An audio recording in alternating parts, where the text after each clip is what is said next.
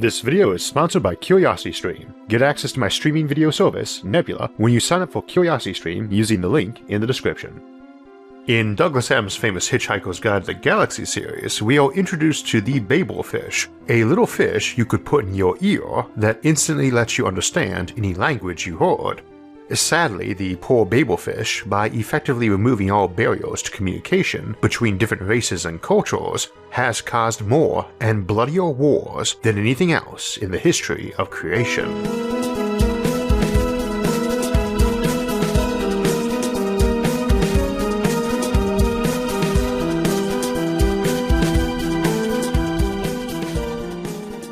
So today we will be looking at alien languages, what strange forms they might take, and how we might go about decoding and translating them. Those are hard enough when we consider them in the context of classical sci-fi and SETI, where we assumed humanoid aliens are speaking to us intentionally, sending us radio signals we are technically capable of receiving and intellectually capable of understanding. But these things are likely to be much harder in reality. SETI, the search for extraterrestrial intelligence, comes in a lot of forms, but the most well-known is listening for radio signals that look like clear signs of communication, or at least signs of transmissions by intelligent life. Its biggest weakness, and one of the reasons we don't spend much time discussing it on the show, is that it assumes alien communications would be readable, or at least recognizable to someone other than their intended recipient. The obstacle might not be that aliens are encrypting their transmission, because it would make reading their signals difficult enough if they were just compressed. Transmitting data is expensive, so it's in the sender's interest to limit how much raw data needs to be sent to achieve a successful transfer of information. Let's use this video as an example. At about 30 minutes long, with 60 frames per second and over 100,000 individual images, in its uncompressed form, with about 2 million individual pixels per image, we would need over 200 billion pixels to be recorded and sent, along with information about the appropriate wavelength of light and its intensity or brightness. In an uncompressed and simple form, this might well be over 1 trillion bytes. But rather than raw data, I generally upload my videos at 1080p HD and at about 3 gigabytes each.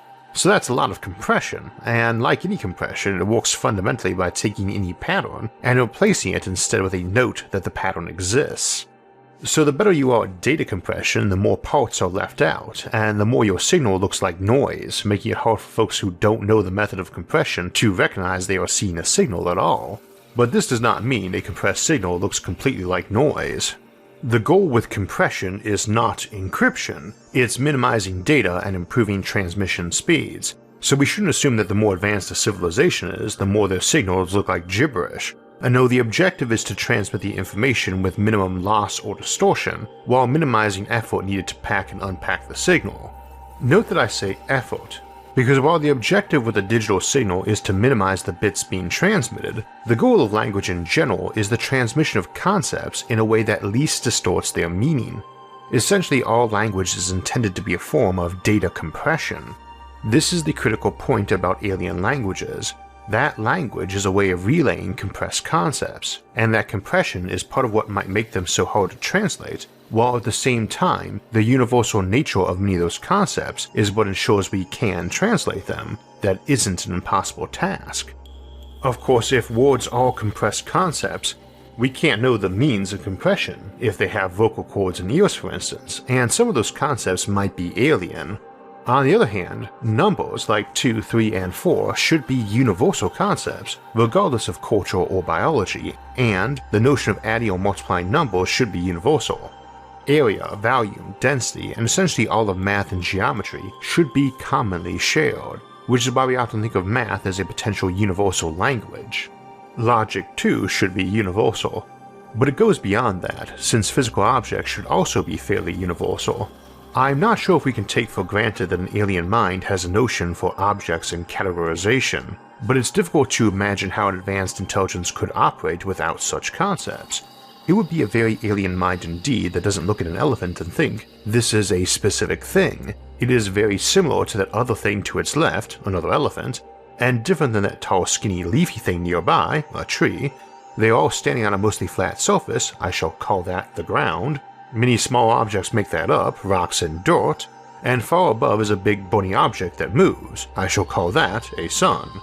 Such a mind would be particularly foreign to us as a species, one that does not classify and categorize or even recognize objects, since we think that way for a reason, and part of that reason is our method of data compression, not just linguistically but in our own thinking.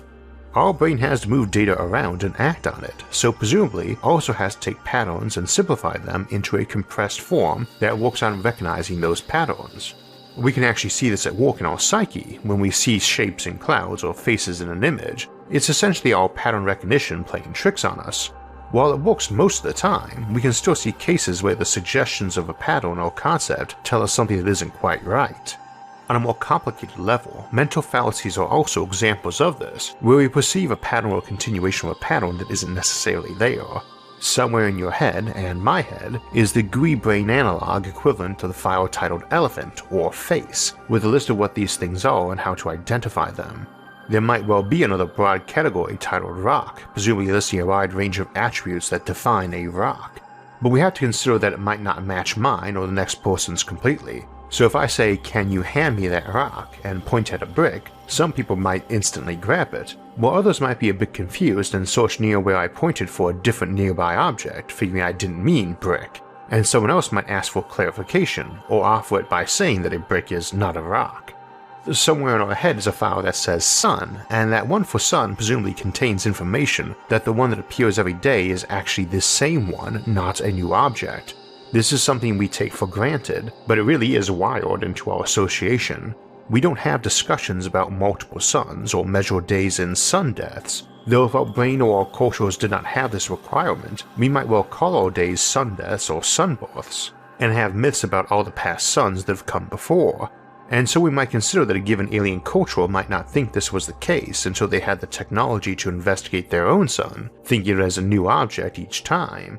Object permanence, the notion that objects continue to exist and act or be acted upon, even when we do not see or otherwise sense them, is a fairly advanced step of cognition in animals and human infants, and maybe it is not something we can take for granted on alien worlds or in alien minds. Or maybe this would be something that would be a universal idea even pre-science, as thinking it's a new sun every day because it disappeared over the horizon might be like a child thinking it was a new mommy who appeared every time they uncovered their eyes playing peekaboo. Given the central and comforting role both the sun and our parents tend to play in our existence, there might be a strong psychological tilt to drawing conclusions that made such central pillars seem stable and eternal. I was going to say that evolution should generally prevent a species becoming culturally and technologically sophisticated if it was insane, and thus things which reduced anxiety, like assuming the sun would rise tomorrow, might be convergent concepts for that reason alone. However, I'm very reluctant to say insanity or anxiety are barriers to civilization. I sometimes suspect they are instead prerequisites. Anyway, we might safely assume some physical concepts like objects, categories, and the fundamentals of physics and chemistry are likely to be universal as well. Whatever they call stars, they should have a distinct word or words for them. They might also put a different boundary on them. For example, a species that evolved on the moon of a gas giant around a star might place the divide on words like planet and moon, and have gas giants and stars in very different conceptual places. We ourselves change categories on planets like with reclassifying Pluto, and we did used to think of planets as a subcategory of stars, planets simply meaning those stars that wandered around the night sky. Folks did not know they were rocks and the stars balls of hydrogen and helium.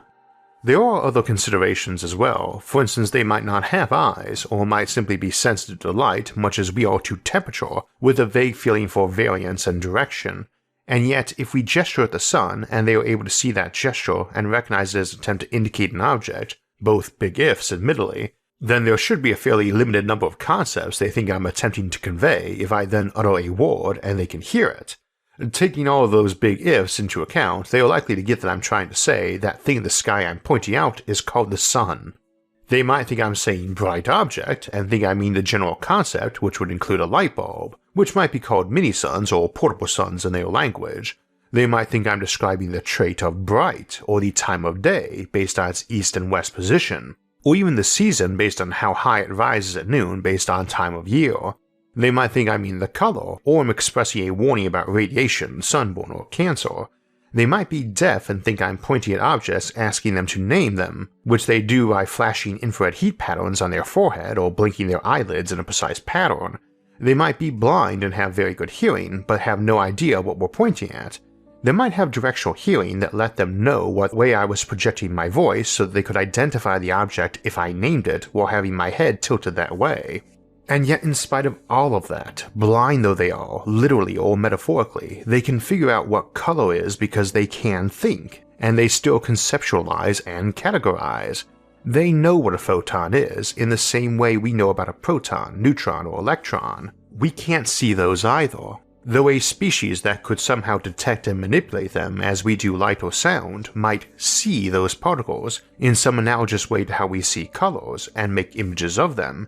Indeed, we even name the quark forces of color charge red, green, blue, anti-red, anti-green, and anti-blue, even though they have nothing to do with color for us, because we can categorize and conceptualize, and have used those names as an arbitrary system of classification. We just color-coded the mysterious force for discussion purposes. Letters or directions would have worked too. An alien somehow able to see these color charges, as we call them, but unable to see photons of the visible light spectrum, might detect photons through scientific experimentation and name them after whatever they call the quark force types, in a similarly unrelated and arbitrary way. But translating to or from an alien language might present a significant challenge. On the one hand, we might find all kinds of different life forms, and they may not communicate in the convenient sci-fi humanoid way. They may use clicks and buzzing or color patterns on their skin or scents, which may not even be detectable to us, making any form of translation completely impossible without some form of purpose-built technology. If we're lucky enough to encounter aliens who communicate in a manner similar to us, there are all the questions that come along with any Earth-based language, but with all the additional issues of having different references.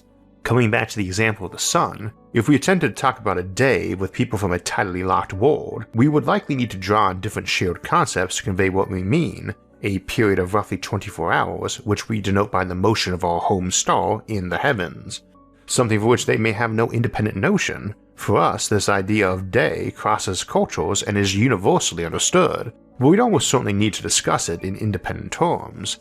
It's hard to discuss having a rough day with a creature from a tightly locked world with no night and day, or one that has no sense of texture for a concept like rough perhaps.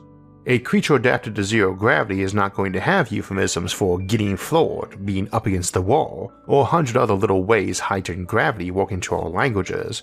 Given that one of the more likely scenarios for meeting aliens would be far ahead in time and deep out in space, it's quite possible they would no longer be adapted to gravity, or for that matter that we might not be.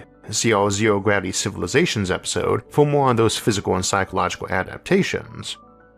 So the reality is that even if a being evolves teeth, tongue, vocal cords, and uses vocalizations to communicate, it may not make use of words in the sense we think of them. Everything could go right, in the direction of human-like communication in an anthropomorphic form, and we could still end up left with a language based on grunts and squeals. On the other hand, they might use sign language, which we also have, and all language is not just spoken words. It's a hodgepodge of facial expressions and gestures and body language too. For that matter, all modern languages are hodgepodges of old ones.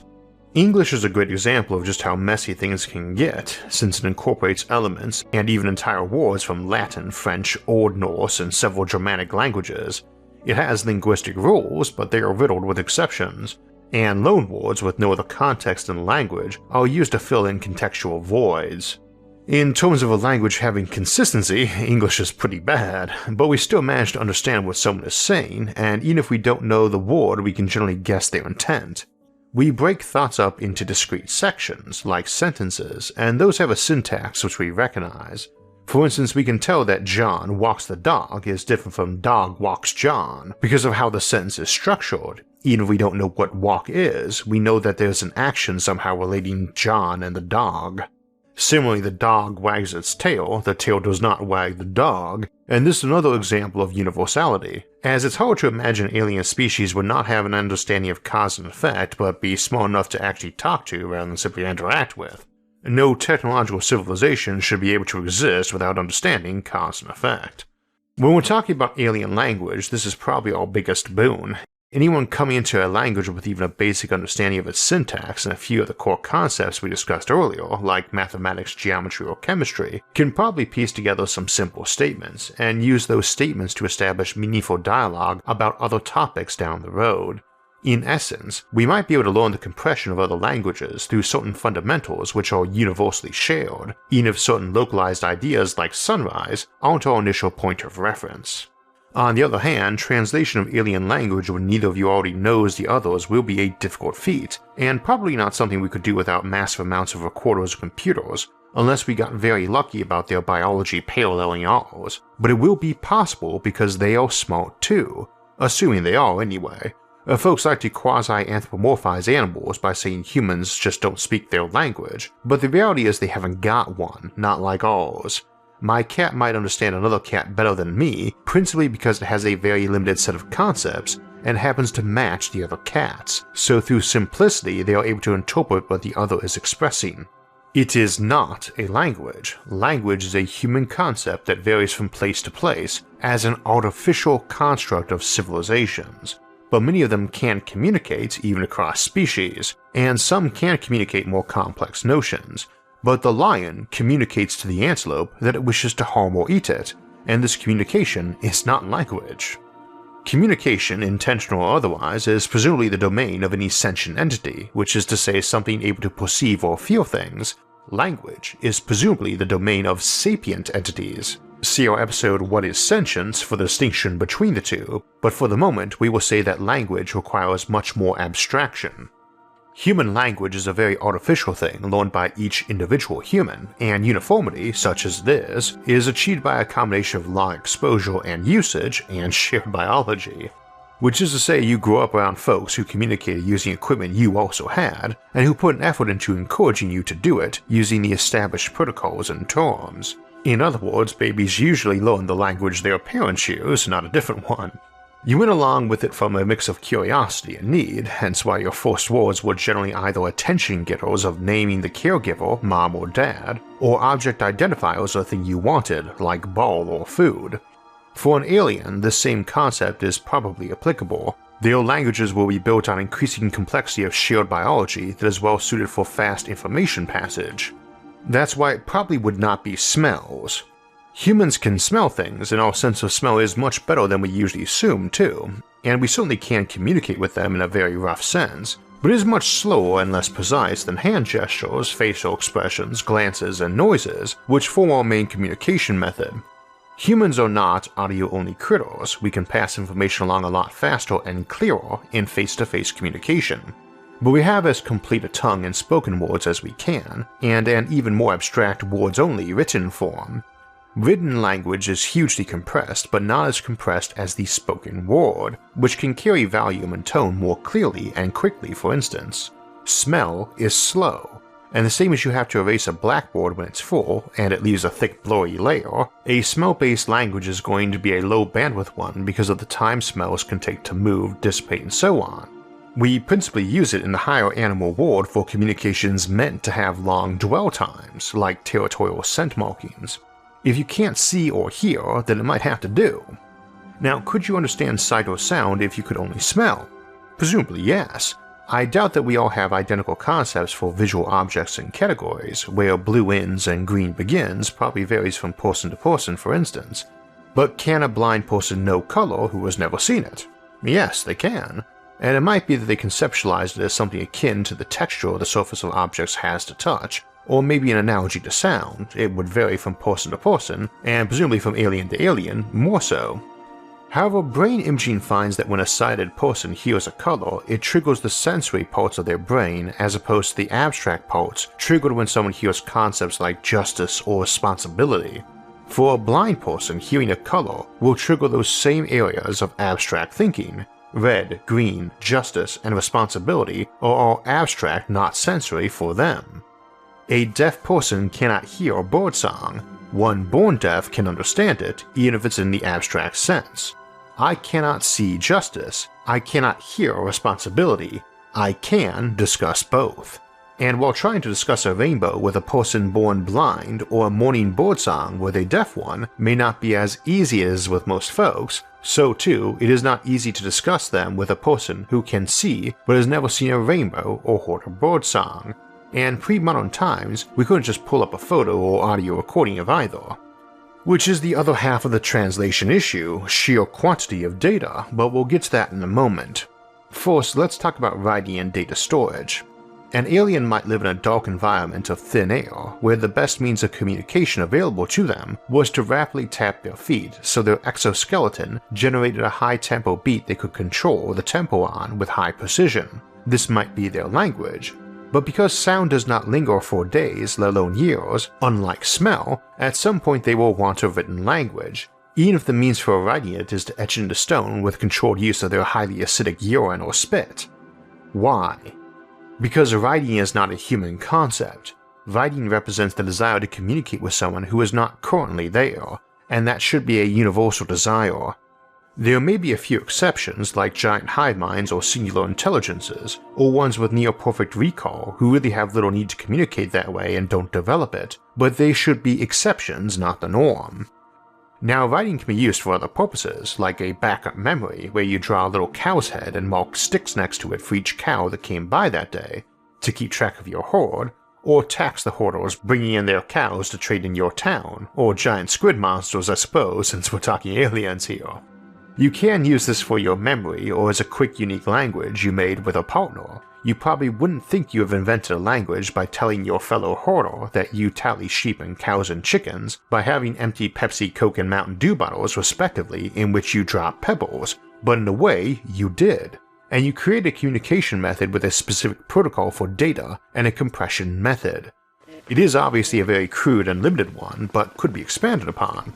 We cannot assume an alien watching us gesture at various chickens, cows, and sheep while dropping rocks equal to their numbers in bottles, 1 chicken, 2 chicken, 1 sheep, 5 sheep, 6 sheep, and so on, is going to get the point instantly or right on the nose. But if you do it enough, they should. Again, sheer amount of data. We often talk about how we have languages from back in the day, where writing was still not too common, where we don't know what it all means, and we use this as an analogy for alien languages being indecipherable. But this is wrong. We cannot translate those old tablets of this or that ancient civilization because we just don't have much data or uniformity. Some civilization that never invented dictionaries, that sprawled over hundreds of towns and hundreds of years but only gave us maybe 1,000 words written by 20 different people, each from a different town or time, is not something you can translate with certainty because you don't know if someone's shorthand abbreviation or typo with a slightly different way of doing some of the letters is even the same word as in another example.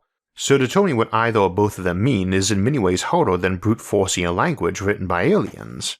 Bigger and more technological civilizations will probably standardize meanings of symbols they are using to record information. More importantly though, they will just have an awful lot more of it.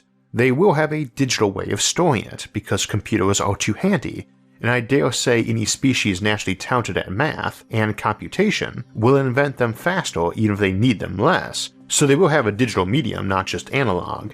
They will find it handy to rapidly send data between places, and that means something moving at light speed. And they will probably find things like radio, magnetic tapes, optical discs, semiconductors, and so on are good methods of storing and transmitting data. That means somewhere on their disks or whatever is a definition of a star, of hydrogen, and of fusion.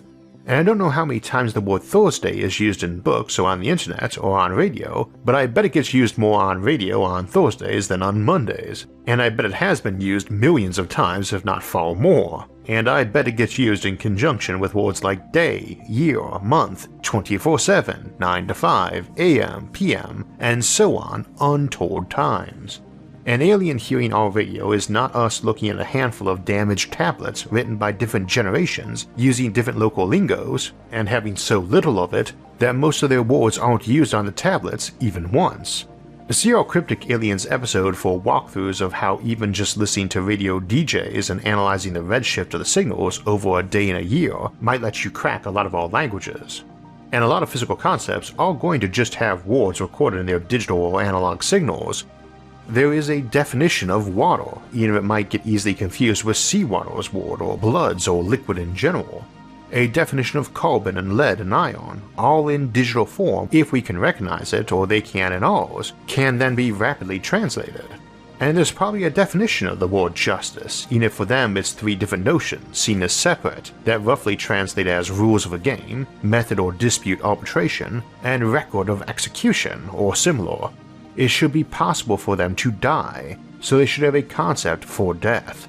It should be possible for one of them to kill another, so there should be a concept for accidental killing and intentional, even if the latter requires such a break with the norm of their psychology that murder is universally considered a type of insanity rather than an act of malice for which one can be guilty. We can consider an alien species which may have no concepts for greed or selfishness in that same light, and thus might not get theft, but it would seem likely that most, if not all, alien civilizations will arise around that same dynamic of individual survival and desire in tension with group cooperation, so they are likely to have concepts like murder and theft and thus presumably need words for them. Animals have territory so they can survive, they mark it out as theirs. They do so even though it is warning others you are there and claim it, thus making them on the alert for a possible attack by you, and an unexpected ambush would be more likely to work successfully. However, since neither entity wants to be injured or killed, and that's a high probability in an encounter, the territorial marking decreases the number of encounters even if by forewarning the rival you increase your odds of losing any given encounter. This logic would seem fairly universal too. Thus we would expect aliens to communicate territory to one another in some fashion, and probably in space too rather than hiding from other aliens. As we discussed in Hidden Aliens, this is probably done by radio signal rather than the time-honored traditional method of peeing on things, which is less effective in a vacuum light years wide. Maybe not, but we know every human civilization will have words for hands and ears and feet and hair because we have these things and will name them. These abstract concepts, territory, justice, love, possession, friendship, and so on, may be a lot more universal than hands and tentacles are. Now we can come up with an almost infinite array of ways in which language might be built, yet we can't assume things like radio transmission or optical or magnetic storage because of how universal physical laws are and how efficient such things are at the purpose. In this same way, we should not assume any given alien is going to concoct a complex language utilizing a method their biology allows for just for the novelty of it, though they may have limited versions of their language exactly for that. Possibly for novelty of course, but because it may have niche uses. We have sign language even though we use spoken word as our principal communicator and gestures, facial expressions, and so on as supplementary methods. Sign language is handy for communicating at close range with line of sight when silence is desired for instance. This means they too are likely to have niche alternative means of speaking, and thus understand that some other creature might use a method they do not, but it is likely to be a method that makes sense for the environment or the goal of fast and accurate concept relaying. So careful use of a colored flag lifted in a specific pattern of directions and speeds, for instance, is generally not convenient, so we would not expect it to be a main language conveyor, though it's one humanity has often used. A smell travels slow, carefully filling glasses with water to different heights and ringing them to create a pattern of sounds and tones is a major pain in the butt, so you wouldn't expect someone to do that, but one could imagine a species whose biology was so arranged. A spider could weave a web that said something, like with Charlotte's Web, but that's not going to be too convenient usually. Again, we can't imagine a vast array, but we can probably guess what an alien might use by just knowing their biology.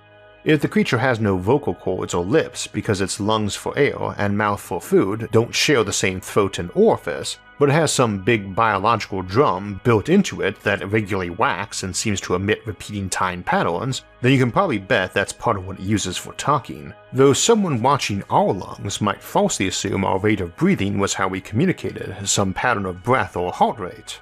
It's entirely possible it has a complex series of shoulder shrugs or toe wiggles that are part of the process, or how it puts its feet, and while we're trying to figure out what it means with its hand gestures, which mean nothing, it's ignoring us pointing our fingers at things and trying to figure out what our toes or shoulders are saying, which is mostly nothing.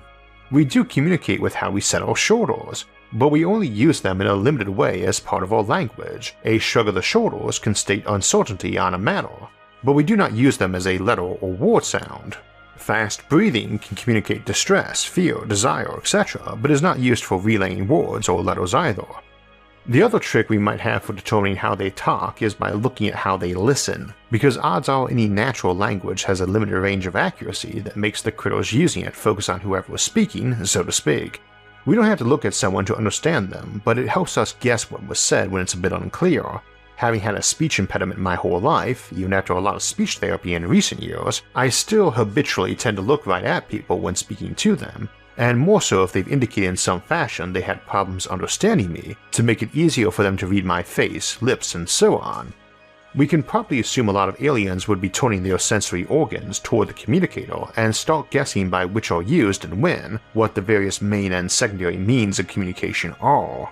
Ultimately, after that, it's all about collecting a lot of data and examples, and analyzing their frequency and pattern, and you can interact with them directly, not just by distant and slow radio, by assuming that if they are staying near you and not trying to flee or kill you, that they are also observing and that they will probably be trying to do what you're doing, which is figuring out how to communicate and assuming the other person is too. So it might need a long time to figure out that us lining one of our limbs up in various directions and exhaling in patterns was us pointing at an object and giving auditory vibrational pattern to identify it, and we might need a long time to realize it was spitting on an object to indicate it was naming it, while spitting halfway between it and us to indicate it wished us to name it, all while doing that naming by a rapid and precise blinking of 20 eyelids. But with enough intelligence, recording equipment, computers, and most of all, a desire to communicate and patience, it will get figured out.